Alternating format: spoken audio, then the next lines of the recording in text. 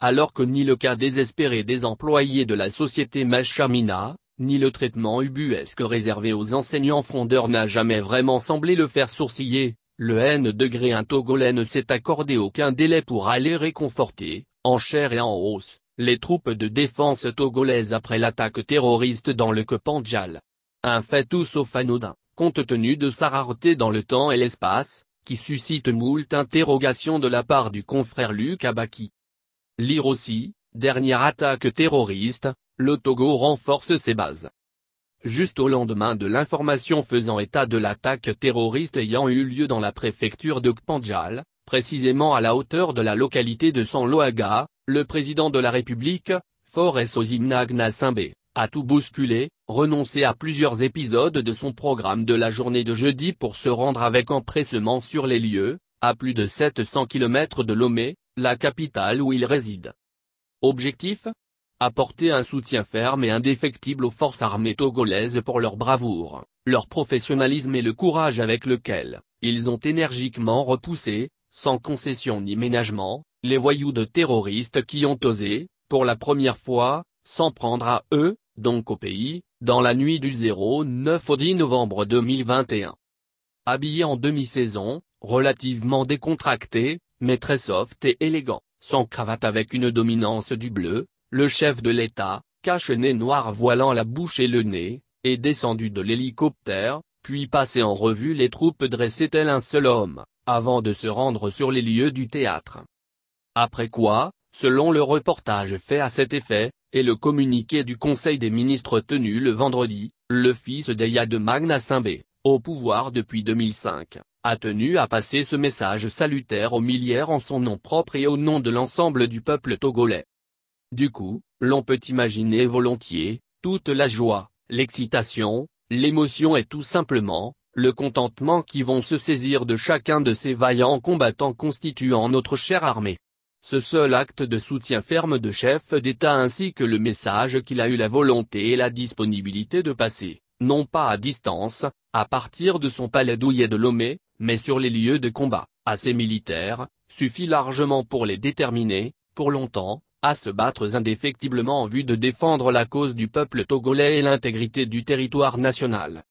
Cette conclusion que nous tirons, relève en réalité du simple bon sens, car il est connu de tous que lorsqu'une situation de détresse, de malheur, d'épreuve survient dans la vie d'un individu et ce dernier bénéficie immédiatement, de soutien ferme de ses frères, amis et de surcroît du parent, il se sent plus que revigoré, avec cette pleine conscience qu'il n'est pas seul. Ainsi il acquiert plus de foi, de tonus et d'énergie pour affronter l'épreuve, juguler le mal ou le surmonter. C'est en réalité une très belle astuce que tous les leaders avisés utilisent régulièrement pour témoigner leur affection, leur amour ou simplement, leur égard vis-à-vis des gens dont ils ont la vie et le destin entre les mains. C'est aussi par elle, qu'ils ventilent leur vision et impactent les masses sociales dans les entreprises ou au sein d'une nation.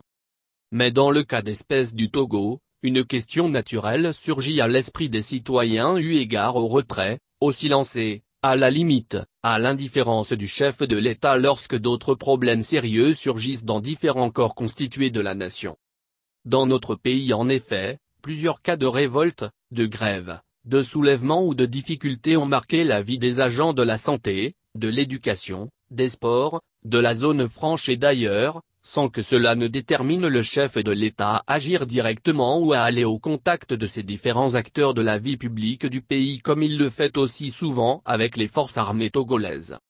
Des faits très sérieux ont angoissé les populations togolaises et provoqué des remous y compris dans les rangs de la communauté internationale et des organisations de défense des droits humains comme Amnesty International, mais le peuple n'a guère eu cette heureuse chance de bénéficier de la chaleur humaine de son cher président. L'on est naturellement fondé à s'interroger sur ce qui justifie un tel retrait apparent du premier responsable du pays alors qu'il est la seule personne à qui le peuple est supposé avoir confié sa destinée. Il nous sera certainement dit qu'il fait travailler ses collaborateurs dont les ministres, mais il est clair qu'une telle réponse ne saura convaincre le peuple, d'autant plus que les FAT ont aussi une très brillante ministre. L'on pourrait peut-être considérer que le président de la République a en horreur les révoltes, les soulèvements et les revendications qui, pourtant, vise les meilleures conditions de vie et de travail de ses citoyens, afin qu'en retour, leur rendement dans le projet de construction d'une nation prospère soit plus conséquent.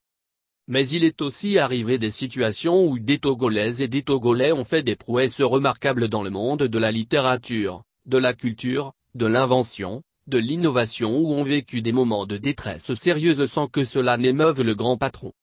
Pourquoi donc a-t-il plus d'égard pour les hommes en armes dans notre pays?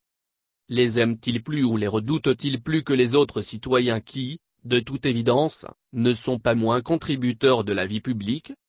En tant que citoyens, nous sommes très fondés à en être jaloux.